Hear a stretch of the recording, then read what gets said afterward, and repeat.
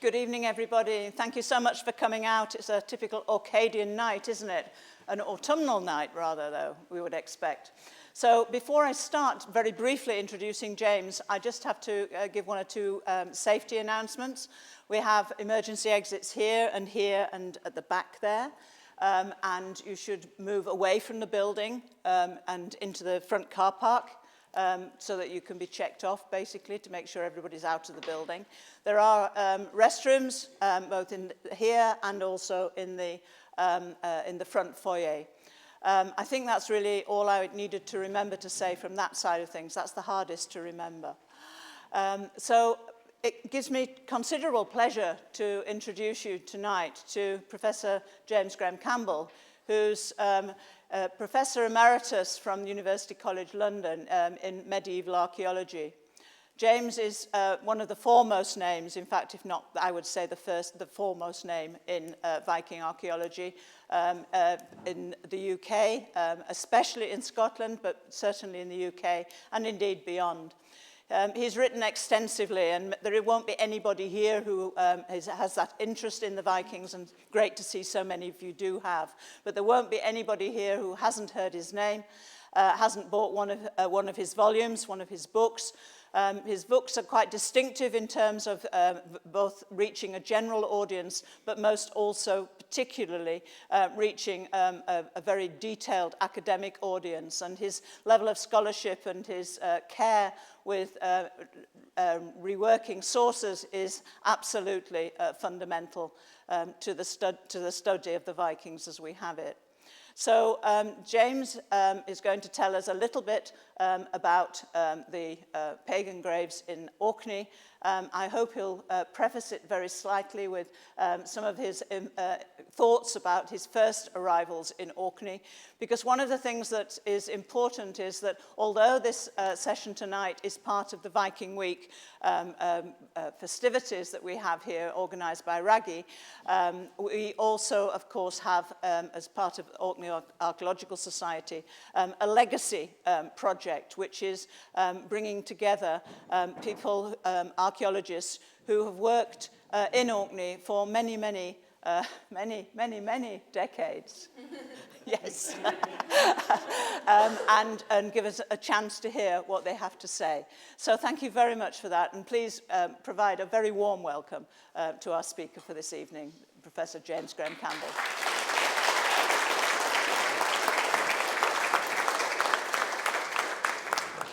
Well, thank you very much, Colleen, for that kind words of introduction, and I am indeed, of course, most grateful for this invitation to return to Orkney. As Colleen's implied, I first came to visit back in 1968, when I was still a postgraduate student, to attend a very memorable conference organised by the British Society for Medieval Archaeology, and I've had reasons to return half a dozen or more times since then. All visits have been very memorable. None of them have been for long enough, and all certainly too short. But in fact, I wanted to begin my talk to you this evening on the subject of the Viking graves in Orkney, which I should perhaps point out is part of a larger project to try and catalogue all possible Viking graves that have been found in Scotland, combined with a more current and immediate project, which is the work that I'm doing with others on the cemetery that was excavated on Risey at West Ness, which I shall be talking about during the course of this presentation. But I thought that we would start back now almost exactly 60 years ago, because if you had been living and working on the farm of West Ness in Risey in October 1963, so exactly 60 years ago, more or less, you were faced with the problem of what to do with a dead cow. And you took it down to the little headland of Moerness. And in burying it, you found a few bones, but nothing to cause concern, and you put them to one side. But then 2 weeks later, another cow had died, and so another hole was needed on Moerness. And this time, it wasn't just a few bones that were thrown out of the hole. Of course, one of the things was the now well-known Westness brooch, together with a couple of Scandinavian oval brooches, enough at any rate to cause the concern and for the finds to be sent down to Edinburgh to be assessed. And of course they caused immediate excitement and consternation, and the message was sent, please remove the cow from the hole, and we will send Audrey Henschel from the National Museum to investigate the find site. But we'll come back to that in due course. Let's see the general pattern to start with. Well, as I said, this is we have this ongoing project, the Pagan Norse Graves in Scotland, which I work on together with Caroline Patterson. And you can see, I show you first of all the sort of overall pattern of burials, partly in fact just to show you just how very significant Orkney is within this distribution pattern. There's something like, I've reckoned there's something over 200 individual graves that I can make some account of. And over 90 of those are here from Orkney. So in fact, well, if you take Orkney and Shetland together, half of all the Viking age burials are located here in the Northern Isles, and Scotland, the rest of Scotland has to make do with the others. But the map of graves as we know them, even in Orkney, has various focuses and gaps. Of the 90 or so, you can see that that a very large number of them are from a single site in Westray, the site of Pierrewall, which I shall be starting with in a moment, with perhaps over 30 graves from that one site. And the second largest dot is the site that I shall also be talking about. We go back to Westness in Rousey, and the rest are sort of scattered across, but there are strange gaps and other focuses. Some of this, of course, is to do with the nature of coastal erosion, revealing graves or agricultural activity, but I think there must be many more that remain to be discovered. So let's start with Pierrewall on Westray, because this is not just the largest concentration of finds in Orkney, it's the largest concentration anywhere in Scandinavia and Scotland. And it's both exciting and depressing at the same time, because burials started to erode out of the links at Pierrewall as early as we have records from the 17th century of what must have been grave goods being found as a result of sand blow. This increased during the 18th century and continued in the 19th century, when we have the first records of people trying to actually investigate the finds. But there have been no discoveries of Viking burials in this area since the mid-19th century. I think the last one that we have records of was in 1863, and despite all the archaeological work that's been going on in this area, it is somewhat strange that we have no more recent finds to put on record. The result, therefore, is that everything that we have is our antiquarian sources and chance finds and totally inadequate records, very poor descriptions. Most of the material has been lost. We have, you see, antiquarian drawings like these that were made in 1839 as a result of some diggings undertaken by the local surgeon at the time, a man called William Rendell. Now, he was, being a medical man, he was really only interested in the skeletons. And so any objects he found that we would identify and so on, he tended to give away. And therefore, most of them disappeared without trace.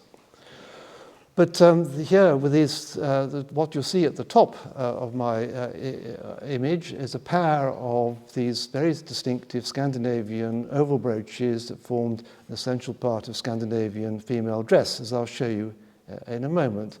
They come from a grave. These, as you'll see in a moment, do still survive. The ringed pin below, which also came from that grave, does not survive. But this is one of the most tantalizing graves that we have from this period, because it's the one possible grave where we might be able to identify the woman buried in it as a shaman or a seer. Because although the objects don't survive, there is a suggestion that she was buried with a staff. It could have been a roasting spit, but it also could have been a staff. But one of the most distinctive things about this woman was that she was buried prone. She was buried face down. And she's the only burial that I have on record in which this totally unusual burial position has been found. So, I mean, it's you know, as I said, it's terribly exciting, but what we have surviving is just the oval brooches. The comb at the bottom does survive, but that was from a male grave. That comb's ended up in the museum in Sheffield, and we've recently had it examined, and it is a comb made of reindeer antler, so it's one of those very characteristic Viking Age combs that would have been imported from Scandinavia. Well, I mentioned that the brooches survive. Here they are, a pair of 9th century type of brooches. They were, as I said, given away by Rendell. They passed through private collections.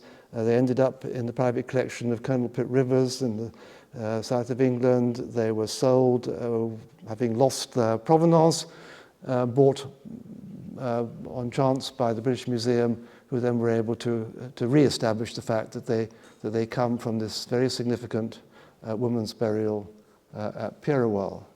Just to remind you of how these brooches were worn and the significant role they had in attaching the two straps of this outer pinafore dress or strap dress that was worn over the basic female costume, and is a type of dress that is unique to Scandinavia at this time, and clearly was an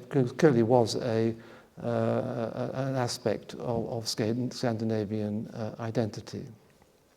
So wherever we find these, we have reasonable enough to suppose that we are looking at the burial of a woman of Scandinavian ancestry and cultural affiliation. Well, so amongst the 30-odd graves that I've been able to trace, there obviously are a number of male graves identifiable by the weapons that were buried with them as true Vikings. Here we see, again, the sort of the 19th century record, a sketch, a drawing from 1863 of some objects that were presented to the Kirkwall Museum in 1843. remnants of a sword, a spear, and a shield boss. And we can recognize from the drawing the remains of the sword and the spear that are now in the National Museum in Edinburgh, because the original Kirkwall Museum contents were sold and dispersed, and some of them were purchased and taken to Edinburgh. Amongst the other weapons that escaped from the north, here you see a drawing of a fine Viking sword together with a shield boss and spearhead again. These are also objects that Colonel Pitt Rivers purchased from a private collector to add to his collection at Farnham. The sword still exists, but now in Sheffield Museum of all places, and it's an interesting picture of the sword here because it's bent in two, and weapons were often ritually damaged before they were placed in the ground in these burials. And I rather wonder if most often with cremations, but there is a problem here because the sword as it's reconstructed now is more or less straight, and so I'm not sure how it was actually found. But at any rate, it is not unlikely that, as in other cases, that the weapons have been destroyed, perhaps because they didn't want them to be used in the afterlife, perhaps because they wanted to put them beyond repair so that people wouldn't think about robbing the graves. One of the other things that's distinctive amongst the burials at Purewell is that we have evidence for the sacrifice of horses as part of the pagan burial rites. There are perhaps 4 examples that we can see from the links. You can see from this distribution map of horse burial in Scandinavian Scotland that it is that these are unique finds in the Northern Isles. But there's another group down in the southern Hebrides. It's not uncommon to find horses sacrificed in burials. It's particularly well known in Iceland, for instance, where horses, of course, must have been a very important part of everyday life. But it is and again, it's a burial practice that was imported from the Scandinavian homelands. And not just horse burial, but also boat burial. There are 3 or 4 examples that we know of from the Purewell Cemetery that represented now only by a few sort of boat rivets. This particular boat rivet that you see here with the wood still sandwiched between the 2 parts of it, although interpreted in the 19th century as the excavators, as you see, as the remains of a shield, found in an ancient grave with skeletal remains of a man and horse, opened by Messrs. Farrer and George Petrie at Westray, Orkney in 1863, was donated by Farrer and Petrie to Pitt Rivers and is now in the Pitt Rivers Museum in Oxford.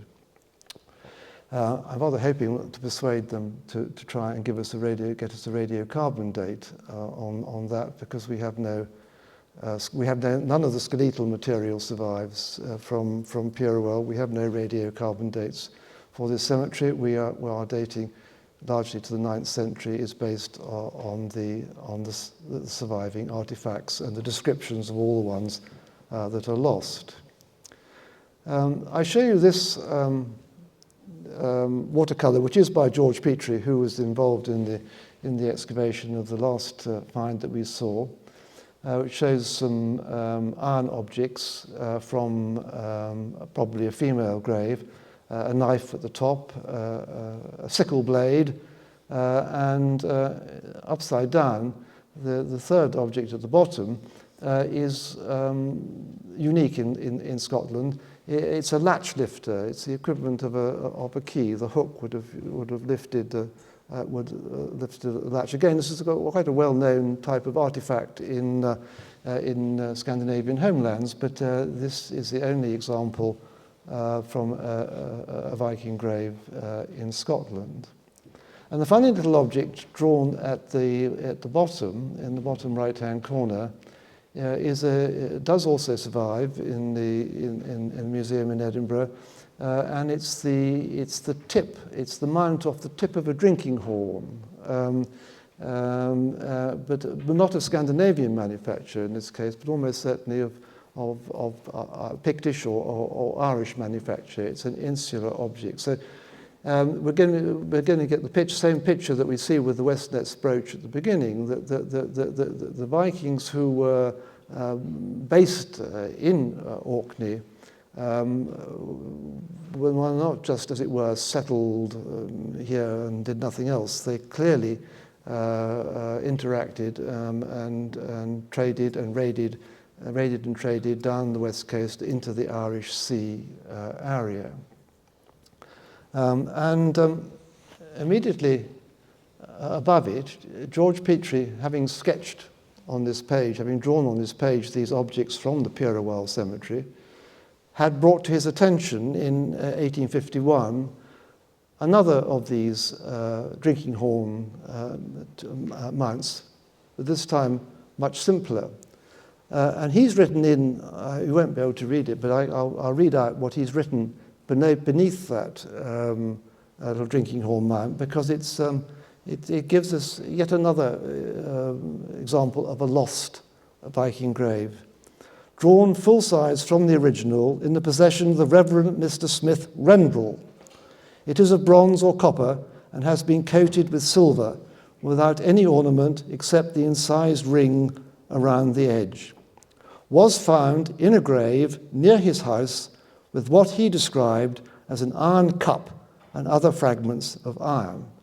Well, what an iron cup would have been a misidentification of a shield boss. So this we have, sometimes they were in the 19th century, they were misinterpreted as helmets and sometimes as cups, but they're always, when we can identify them in a museum, they always turn out to have been the boss from the center of a shield. So this would have been from an otherwise completely unrecorded and unknown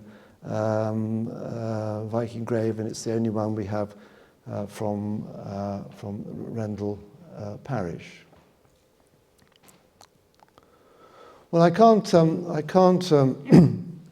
come and talk about Viking graves in Orkney without mentioning the burial that from Skar on Sunday that was rescued from coastal erosion by Magna Daland and Olwino in 1985. You see that the Sunday is in fact quite well endowed with evidence for Viking burials, and it's quite possible that the Skar boat burial is not the only boat burial for which we have evidence on Sunday, but the other one is only known again from a description of a discovery which has no surviving objects like the one from Rendell that we've just mentioned. So the excavators at Skar, of course, encountered the boat burial because half of it had already been washed away taken by the sea, so that when you look at the pattern of the rivets as they remained in situ, you will see exactly half a boat, which is what is reflected in the excavation plan. The scar burial is exciting not just for the fact that it is a boat burial, but because it's unique in containing 3 individuals. There's one possibly in the Hebrides that also contains 3 people, but most other boat burials that we have are just for a single individual. And it is quite fascinating that just in recent years, that with the application of modern scientific techniques and the DNA analyses of the 3 bodies in the vessel, that it's been possible to determine, able to determine that they are all representatives of a single family. There is the matriarch, the central figure in the boat of a woman aged in her 70s, with a man buried towards one end, who is her son, aged about 30, and then the infant, well, the child, aged about 10 or 11, who is the grandson of the lady. I think it's helpful to look at the reconstruction that they had done for the publication. So you can see that the male body was interred with a complete set of his weapons, his sword, his spear, his arrows, and his shield lying beside his head with the boss there. The woman occupying the main central area of the vessel, and the child alongside her. It's quite clear that the woman herself came with her Scandinavian clothing and her Scandinavian belongings, including this extremely fine so-called equal-armed brooch, which she would have worn to fasten her cloak across her chest. Certainly a Norwegian brooch, as was, of course, the iconic object that we all associate with the Viking burials in Orkney, the whalebone board with its fine animal head terminals, a type of artifact that is particularly well known from the north of Norway. But these are all well-known objects which you can see in the museum whenever you choose to do so. So let's move from the islands to the mainland, and we can consider the little group of burials that were found in the 1930s at the Broch of Gurness on Akernes.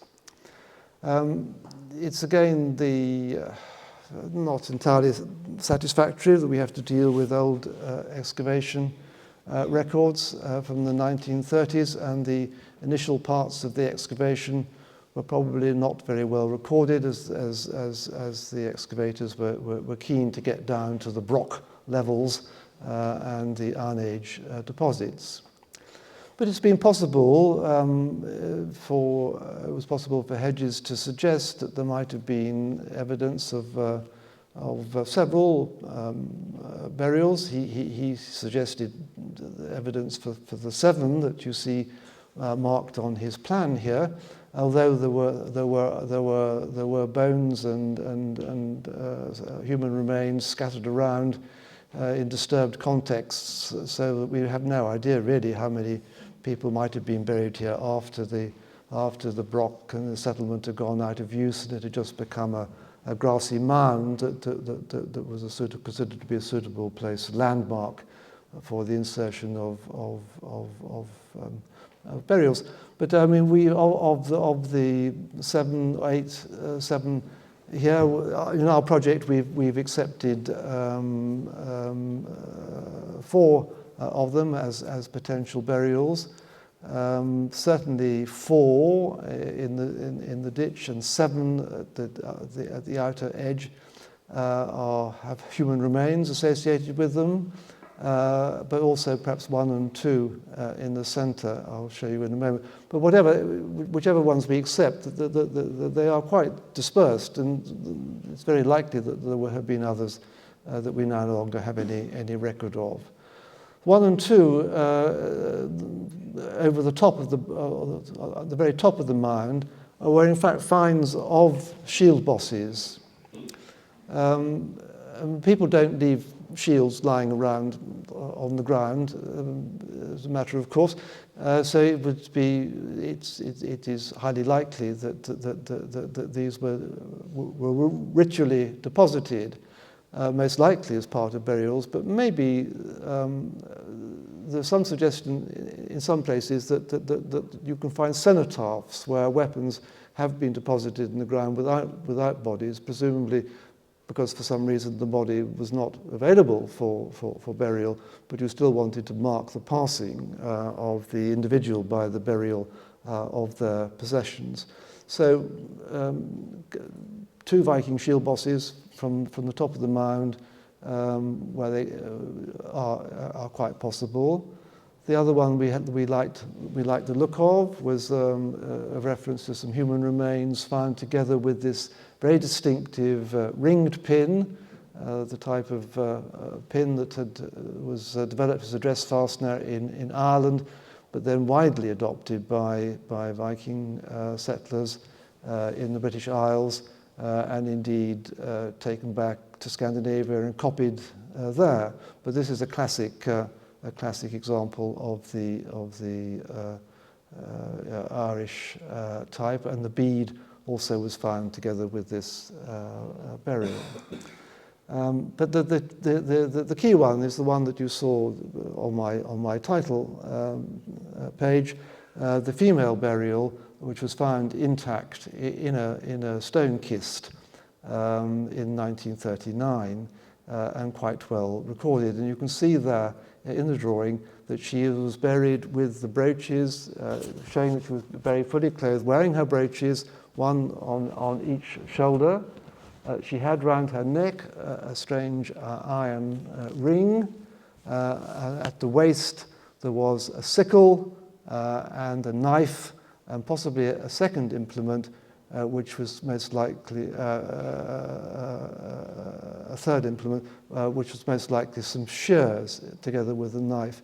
You can see which don't survive, but you can see the oval brooches in the museum, of course, in Kirkwall, but the iron objects are too fragile for display. So, but this is the knife, the sickle, and the strange iron neck ring, which X-ray shows that the blob of iron at the top was almost certainly shaped like a Thor's hammer. And these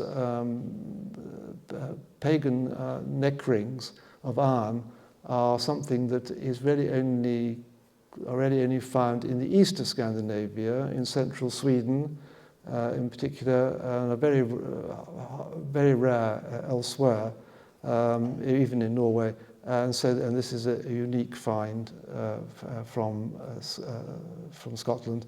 So, but again, a clear indication of how the early settlers continued to follow their pagan beliefs into in the initial periods of settlement. Well, now back to the work they've been doing on Rousay and the Westness. You see that we have 2 dots on Rousay on my map, and there seem to have been 2 burial places in use at Westness. The first of which was found in the 19th century as a result of agricultural activity in the neighbourhood. We seem to have gone. Sorry, I've got to go right back. Yes, there we are. This is the sword that was found in the 19th century during ploughing near the current site of the current excavations at the site of Swandrow. A very fine example, but it's not where the main burial place has been found. You see, I mentioned The discovery of the Westerness brooch on the peninsula of Moeness, and you can see the area that's been excavated of the cemetery site there, whereas the Now of Swanthrow and the other burial place must have been up on the other side of the bay.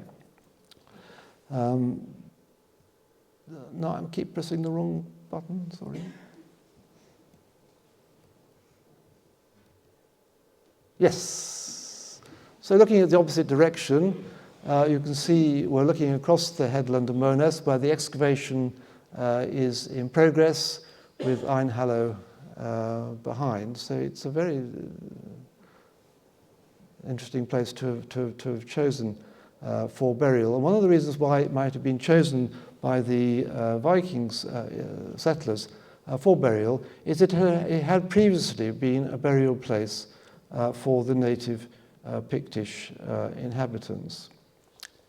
This is the plan that we have come up with of the totality of the cemetery based on the excavations carried out by the Norwegian project in the late 1960s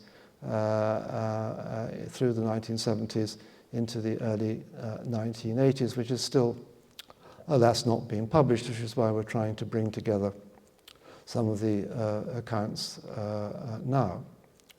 The totality of the cemetery has over 30 burials in it, of which I think 12 or 13 can be dated to the Viking period, mostly to the 9th century, whereas the other burials as I said, of the earlier burials of the Pictish people are unaccompanied, so there are no grave goods. We only have these are the ones that I think of as being the native Pictish burials, starting in the 6th, buried in the 6th and 7th centuries. At the moment, no evidence on the radiocarbon dates for continuation to the 8th century, so it looks as if this burial place had been out of use when the Vikings arrived in the 9th century, but it must have been still known. Well, of course, it would still have been known to the native inhabitants that this had been a burial place in the past. And these are burials of people of all ages, men, women, and children. It'll be when the complete osteology and scientific analyses are in. It'll give us a very interesting little picture of the health and so on of the native population, probably of the people who were living in the Swanthrow site across the other side of the bay. But the Viking Age burials are rather different because they are on the previous ones that we saw. These were largely on a west-east orientation, as I said, in stone-lined graves, buried without any objects. The Viking Age ones, however, are mostly oval in shape. They're on a sort of northwest-southeast alignment. They include two burials, as you can see the distinctive outlines here on the plan. Number one is the burial that was found during the burial of the cow and is on the highest part of the headland. And one can think of her, we'll come back to her last, we'll think of her as the founding, if you like, the sort of the matriarch of the settlement, and the other burials seem to sort of radiate out of her. In terms of the radiocarbon dating at the moment, she is indeed the earliest, and she seems to have been buried in the first half of the 9th century, with the other burials that you can see on that plan also having radiocarbon dates that fall within the 9th century or into the early part of the 10th. I'll just show you. I'll show you grave 2, which is the number in which the order in which they were excavated, not the order of importance or anything. And grave 2, grave 1 was a female. Grave 2 is that of a man in a very elaborate slab-lined oval grave, buried with his shield at his head. You can see the iron boss propped. The shield would have been propped up against the end of the grave immediately behind his head. He doesn't. On the other hand, he seems to have been buried without any offensive weapons. He doesn't have a sword or a spear or an axe, despite the fact that he's well equipped with other objects. You can see he's got a complete set of gaming pieces buried on one side, and shears and a sickle and so on, a striker light, a whole range of other objects. So he was high status in terms of the presentation of the grave and some of his grave goods, but bizarrely without any weapons. We can look at one of the female burials here in a very, again, a pointed oval shape, and buried again in its very distinctive, very crouched up position, which is, again, completely unlike the native population with their extended inhumations before. She has a sickle on her chest and a fine comb immediately below. One of these combs made of reindeer antler, and that's imported from Norway. And very oddly, you might see underneath her lower leg bone, there's the hoop of probably a Pictish native penannular brooch, but it must have been placed in the grave as some sort of memento or keepsake or something, because you certainly wouldn't have been wearing a brooch in that position, and in any case it doesn't have its pin surviving. One of the two boat burials, both the boat burials were for true Vikings, armed males. You see how the chamber was created in the middle of the boat by filling in the prow and the stern with stones, creating a chamber to place the extended body in, with his sword laid down beside the body.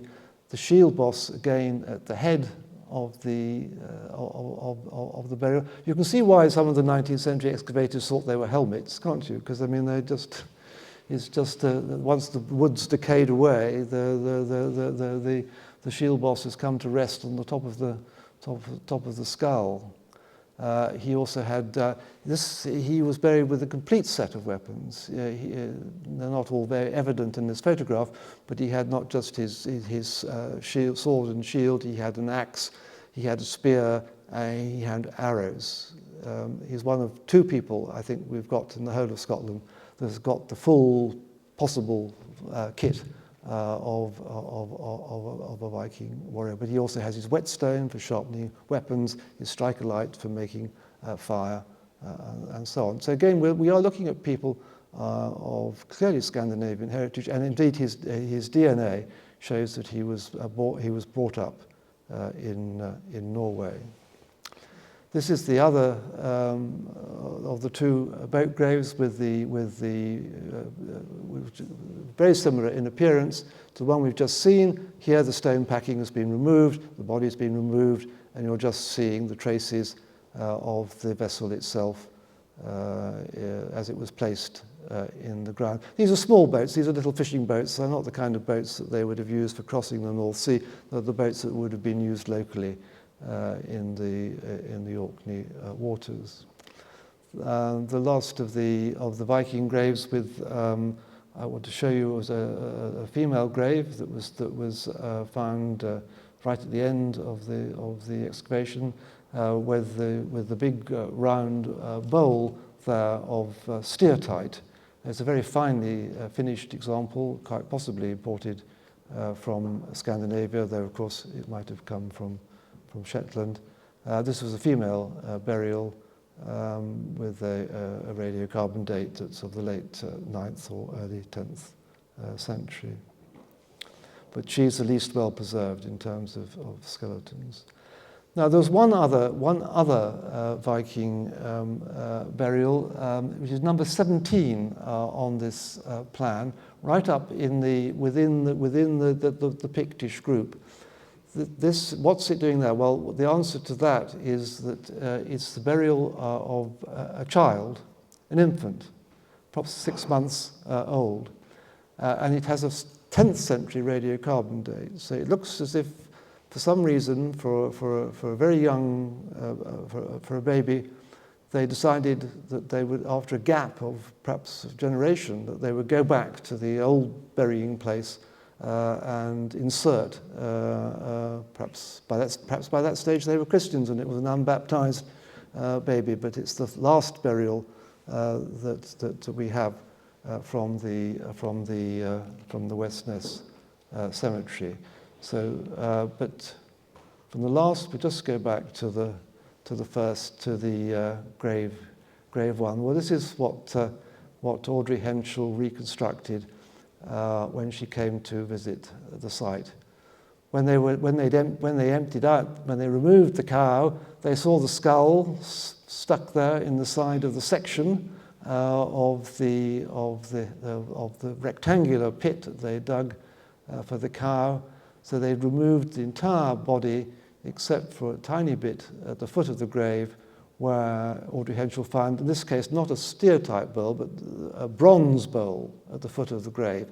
So this is, again, indicative of how very high status the woman buried at the very beginning of the Viking cemetery was. Well, we can tell that. We remember that. She has got this fantastic Scottish, Pictish, Scottish, Irish, silver and gold brooch that would have been her real emblem of the status of the family. But her wealth and importance is shown throughout her grave goods. She had a fantastic necklace of over 40 beads, the most spectacular one, again, that we have from Scotland. She also had a brooch that's not very well known about, but this rectangular plaque that shows a leaping lion is almost certainly, again, Pictish work. Possibly is the symbol for the Lion of St. Mark, probably from a piece of ecclesiastical metalwork, like a book cover, that's been, it's loot that's repurposed as an additional brooch. It's got rivets stuck through it so that it can be worn as a practical fastening object. She had her pair of oval brooches, again the early type that's quite consistent with her radiocarbon date from the first half of the 9th century. But she also had, we've seen that she has Scandinavian, Irish, Pictish, but also the two little pointy objects, the pair of pointy objects are Anglo-Saxon strap ends. So she was wearing some kind of belt with ornamental ends that come from yet another, probably from Northumbria. The comb is a reindeer antler comb from Scandinavia, and her status as a head of household is also, and her role in society is, but she has a complete set of textile working implements. I mean, even the queen buried at Oseberg in Norway, she had a full set of textile equipment. It wasn't something that was done, it was a craft activity of such essential importance that those of the highest status needed to be buried and needed to show that they had their skills in that way. So she's got iron heckles, shears, various rubbing stones and devices. So and she had also with her very corroded, but she had a weaving sword with which to work on the loom. So hence, when Olwyn Owen had a recreation drawing done of the Lady of West Ness, she was depicted with the loom in the background to reflect the weaving, all the textile working equipment that she'd been buried with. You see her wearing her necklace and her oval brooches. I don't think she walked around wearing the West Ness brooch when she was looking after the children or doing the weaving, but of course in order to identify her here as the Westness lady, we have to show her with the Westness brooch pinned on her pinafore dress. I think that they forgot to put the little belt around her, somewhat chubby appearance, but the osteologists did say that they thought that she was possibly tending to the obese and had enjoyed a high status diet. She's shown displaying her hand. That's because the end of one of her fingers had been amputated for some reason or another. But it's true to say that although she seems to have enjoyed a very privileged lifestyle and to be of high status origins, she had engaged in heavy work. There was signs that she'd had to carry heavy loads when she had been younger. So perhaps she just married well. Who knows?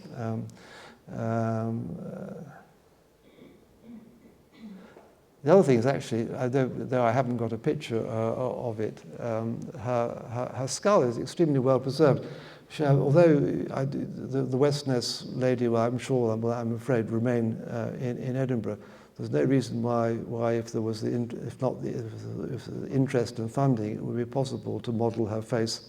We're going to have her DNA, her colouring, her eyes, her hair will be known. You could perhaps bring her to life in Orkney, even if you can't have her fine objects on personal name. Well, I can't end just without looking a bit more locally. Here we are in Bercé. What do we have in the way of graves from this immediate part of the, and not too much. It is one of the strange aspects. Perhaps we're so used to the fact that we have the Viking settlements on the Brock. Where were the people who were living on the Brock buried? Well, they've not been found on the Brock itself, and with all the geophysical survey and so on, it seems unlikely that we've missed burials on there. It might well have been here on the on the headland opposite. We've seen that the headlands were choice places for burials, where you could look across to the ancestors. You would pass the ancestors in the boat. They'd be as visible from the sea as from the land. Well, I suppose there's still yet some possibilities.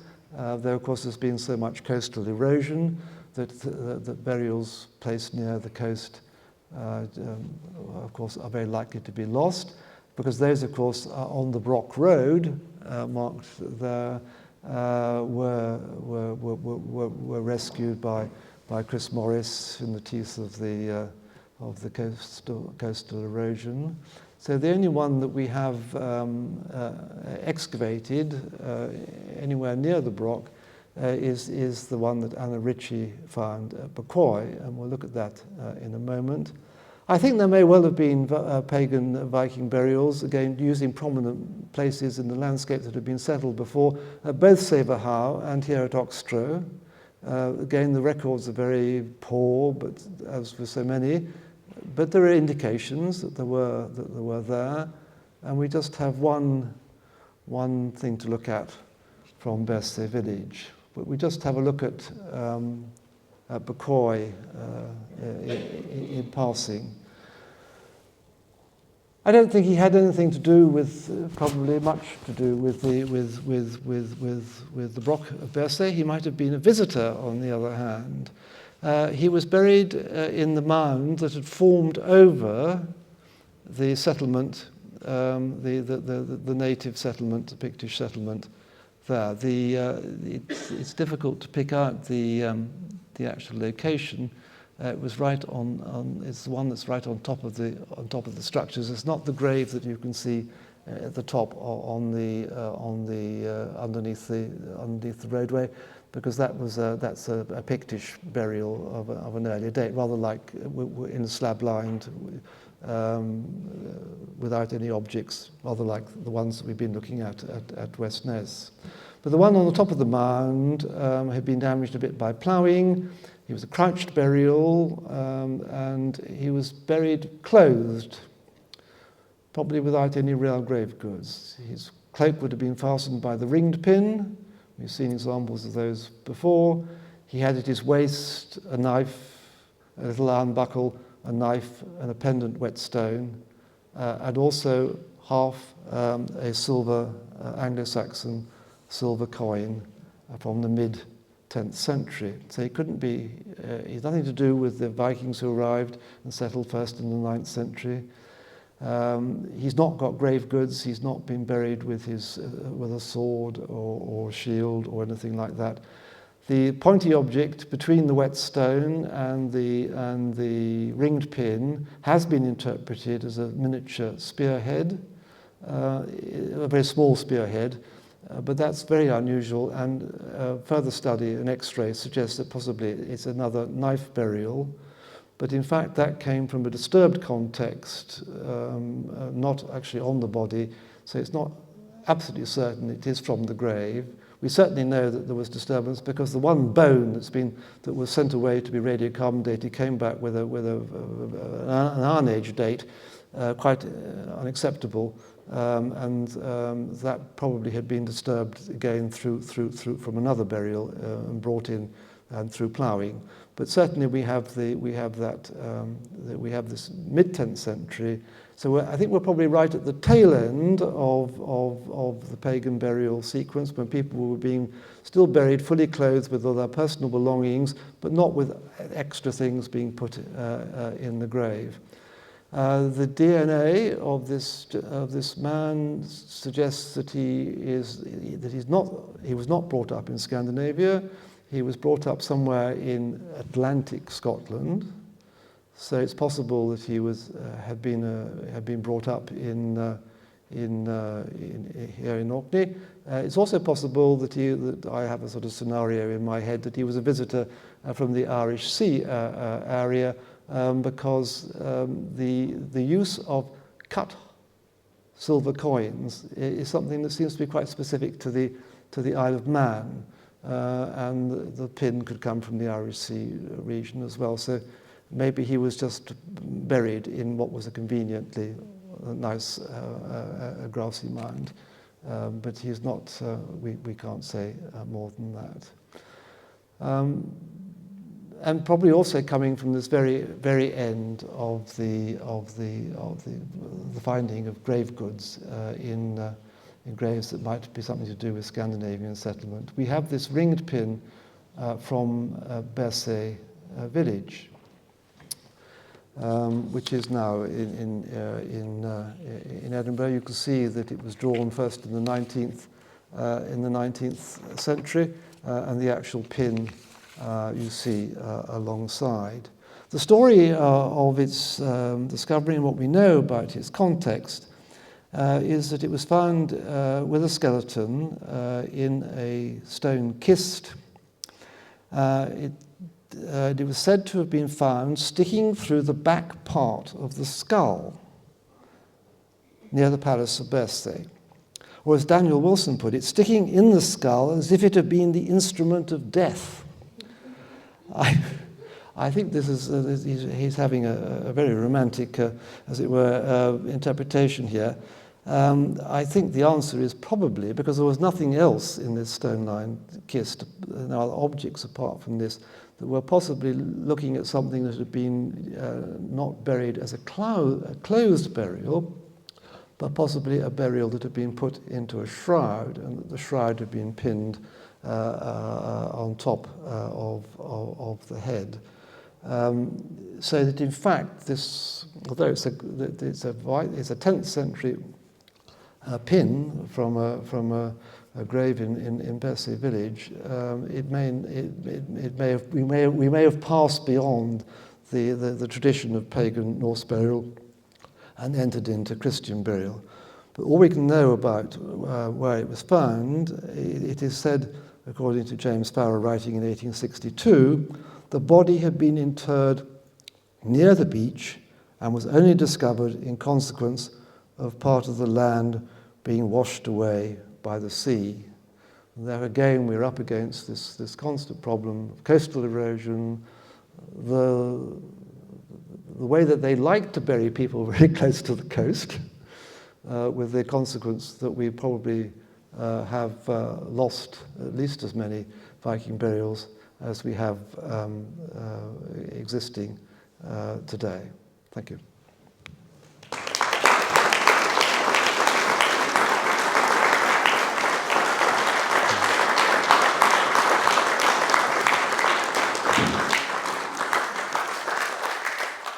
Thank you very much, James. That was really fascinating and really exciting for the two of us in this room who worked on the West Ness excavations. I can't see Julie. I know she's in here somewhere. Hi.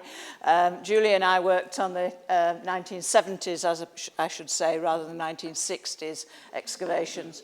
And so it's really good to be able to see this and to work together on this to bring this project to completion, finally. Yes, my friend, our friend, yeah. So I'm sure there are questions that people would like to ask, and now would be the good time to do that. Are we having a roaming microphone in this scenario, or am I repeating the question? Repeating the question. That's okay. Okay, I'll repeat the question then. Oh, well, I don't need, I've got this. Oh, but that doesn't work. That's right, okay. Okay, there's one gentleman in pink, I think.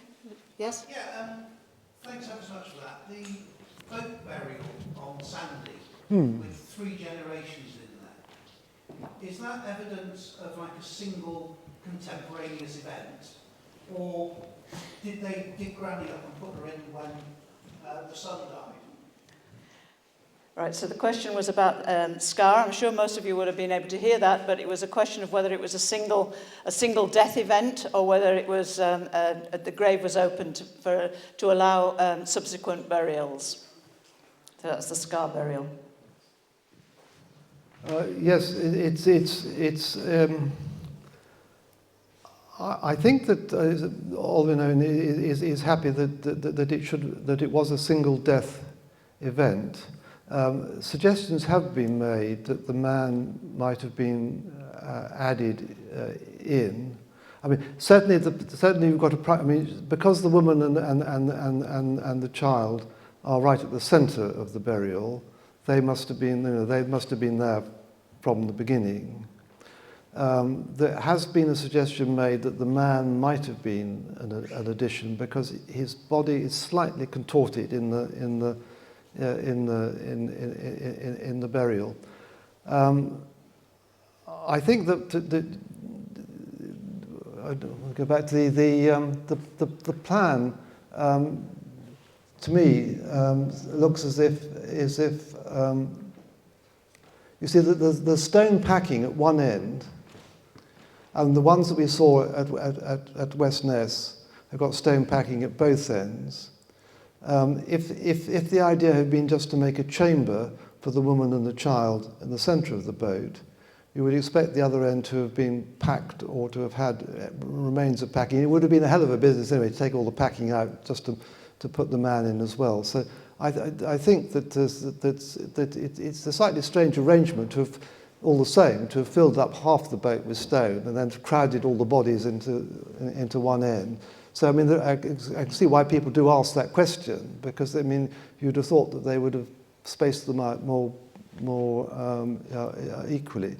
But I mean, it's not unknown. I mean, both things are not unknown. It's both not unknown to have more than one body in a boat burial, and also, but there are examples where they do seem to have been opened and another person put in. So, given the fact that half of the burial was taken by the sea anyway, and there are as a result gaps in our knowledge. I mean, for instance, it's not known whether anything was buried with the child, because that bit of the grave, the centre bit of the grave, was also disturbed by the fact that otters had got into it and nested. So they tumbled everything up there. So Unfortunately, it's not like, you know, it was a real rescue excavation and done under terrible conditions.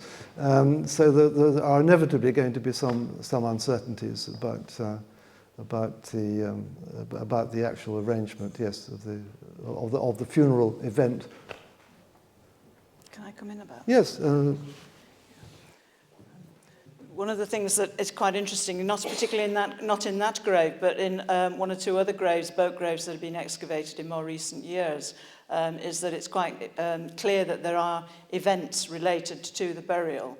And so perhaps the burial of the individual followed by a partial infilling of the grave and then items laid on top of that, all of which is part of a process. And I think you have to imagine the idea of people perhaps having feasts, you know, funeral processes around this, and often it's quite hard to see that when looking at some of the antiquarian sources, and indeed Scar, which was so badly damaged, doesn't actually provide necessarily so much of that information. So, but there are examples where you can see that, and I think it brings it a much more vibrant feeling to understanding the people involved in that, in the burial process.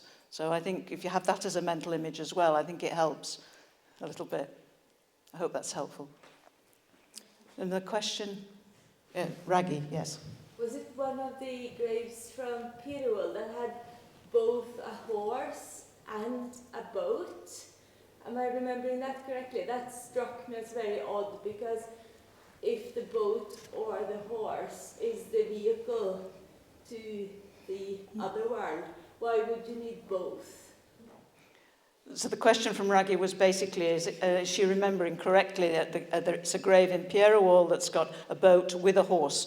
And the question really relates to two vehicles to go into the next life. Do you need two? I'll let James answer that. Yes.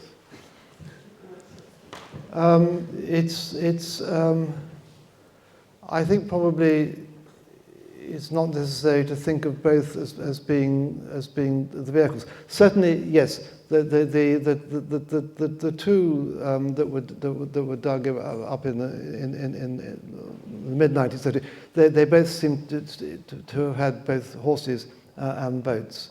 But I mean, we got but there's so many uncertainties there. Where we have got a very good example is the burial on Colonsay of a high status male individual who's buried probably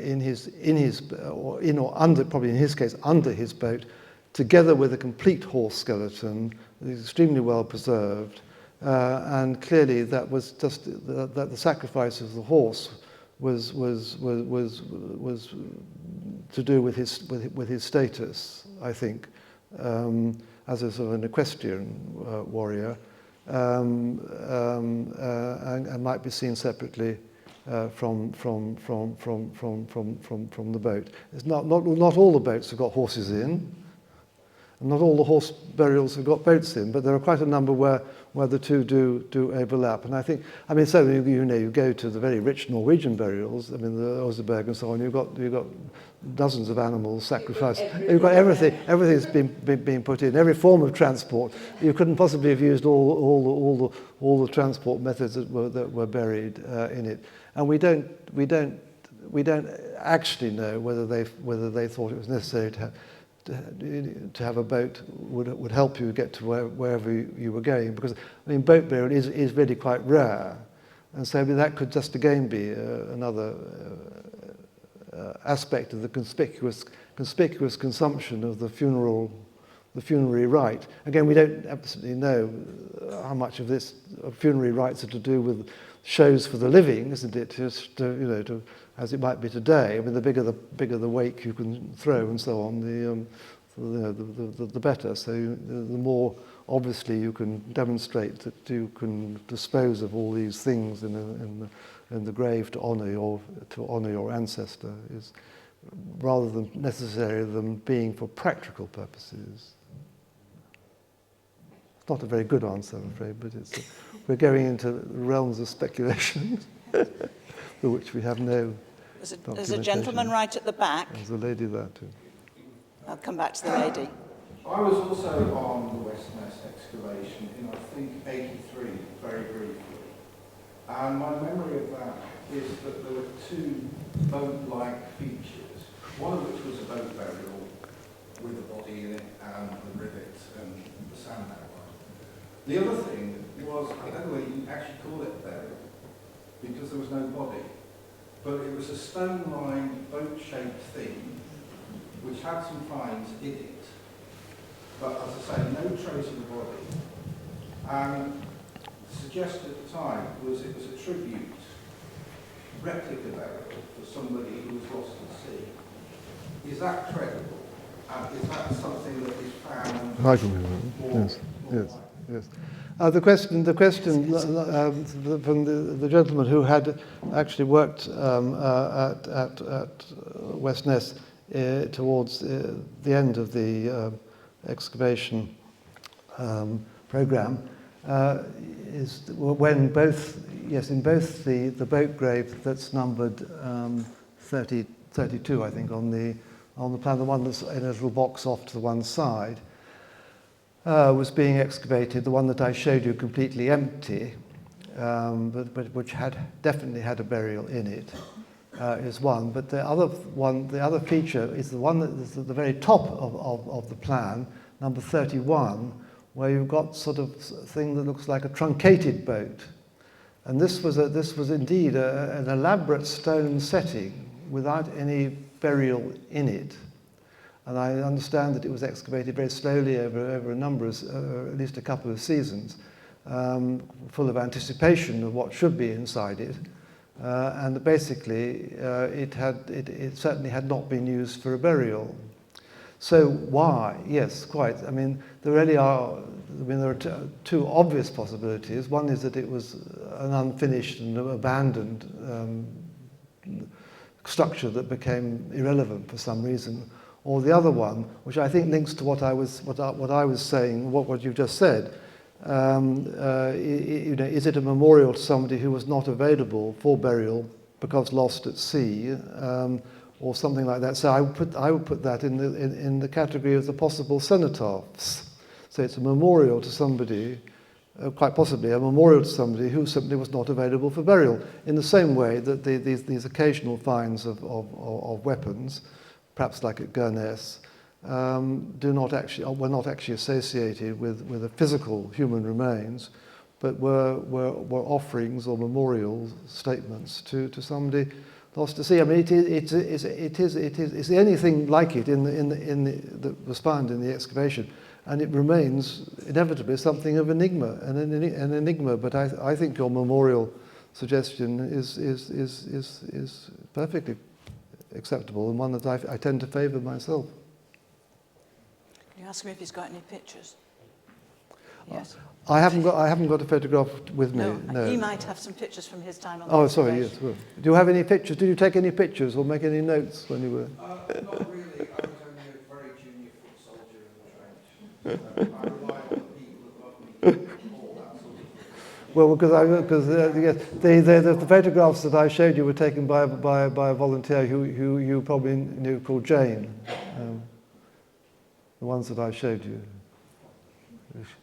Because she worked. That was the last grave to be found. You've told me the story that was only found because the sea erosion had shown up the corner of the bowl in the section. Yes, but the rest of the story is not for repeating. I haven't repeated it. No. You can ask Colleen afterwards. Thank you very much. You speak a lot about deciding the gender, the sex of the person in the burial from the grave goods. However, I remember reading, I can't remember if it was Scotland or Burka, where they did the DNA and they found that somebody that they'd always thought was a man actually was a woman, some sort of shield maiden maybe. Is anybody doing any work, has any work been done on that, or is any work being done to see if there's anything like that turning up in the Northern Isles? Yes, this is. We have to. Given that so much of the material that I'm trying to maximise my database, and so much of what I've tried to give you some flavour of that. I mean, so much of what one's dealing with is sort of antiquarian detective work, where we haven't got enough evidence. So we're working on probabilities a lot of the time.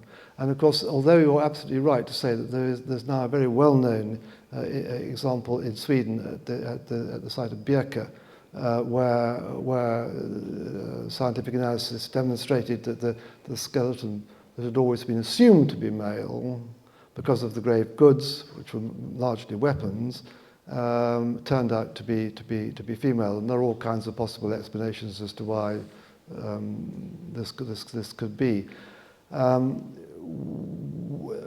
One of the problems with throughout the whole of Scotland, actually, with the complete database, is the rarity with which we have surviving skeletal material on which we could perform scientific analyses, which is ultimately the only way. The DNA will conclusively demonstrate whether the skeletal, the evidence is male or female. Now, fortunately, at Westness, the majority of the graves did contain well-preserved human bone, and the tests are being done. So we will know for sure in this case. And so far, while we have got the results, it's all working properly. So the male burials have got male-gendered equipment, and there's one where the bones have been destroyed, but all the grave goods that we have are ones that would normally be found in female graves, and there are no objects which are exclusively found in male graves. So I am taking a bet that the burial was a female, so it's going in the chart that way. But of course, I can't prove to you. It could have been a cross-dresser. Good. Well, perhaps on that note, then, we should. Are there any more questions? Yes. One more. Yes, just the last one, please. I've noted that there have been some Viking burials in England that they've been able to trace relatives from across Scandinavia. Are there any work on trying to figure out, are there links to where these people came from? Yes, you've read about one particularly exciting example, but I'm afraid to say that was pure fluke. I mean, the chances of the databases existing on both sides of the North Sea that are going to be able to demonstrate that, I mean, it must be millions to one. I mean, it's fascinating that it's happened, but the chances of it happening again in our lifetimes, I think, is quite small. But yes, you can tell. I mean, you tell from the DNA gives you the ancestry, but the teeth tell you where people were brought up. But they don't necessarily tell you the ancestry. So you can tell from examining the structure of the teeth where, because of the water that you drink and the minerals that go into the water that go into the teeth, and you can begin to pin down where people were actually brought up.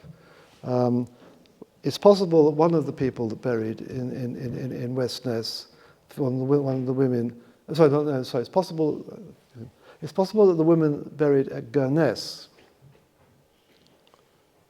with the strange neck ring and so on. It's possible she was brought up in the east of Ireland. Now, she was over 45 when she was buried, and her oval bridges and so on look as if she might have been buried in the early 10th century. It would be quite possible for her still to be of Scandinavian ancestry and brought up in Dublin, because the Scandinavians, the Vikings were established in Dublin as early as 840. So somebody aged 45, buried in the early 10th century, she could have come as a bride from Dublin, but have been brought up in a family, a Scandinavian family with Scandinavian dress and beliefs and so on and so forth. So it's not always as simple as to say, oh, well, she's not Scandinavian because her teeth have got Dublin water. But yes, this is also work that is being done. This is one of the reasons why we're pushing ahead with trying to publish the West Ness excavations, is because there is work currently going on the bodies, on the teeth, on the DNA, and so on. So we have to try and provide a context, an excavation context for this exciting work. Thank you. James. Thank you very much. Yes, thank you. I think we've had a wonderful insight into the joys of the study of pagan burials of the Viking Age. And I'd really like to thank James Graham-Campbell for this. So he's the preeminent archaeologist. I'm working with Viking Graves. And I think that you had a sense of the nature of his studies. It's very precise. And increasingly, of course, it includes the whole range of data, from the scientific through to the analytical evidence that we have on artifacts as well. So it's very much a growing field, and it's one which James has made his own. And I'd like to just ask you if you would thank him very much for his contribution this evening. Thank you.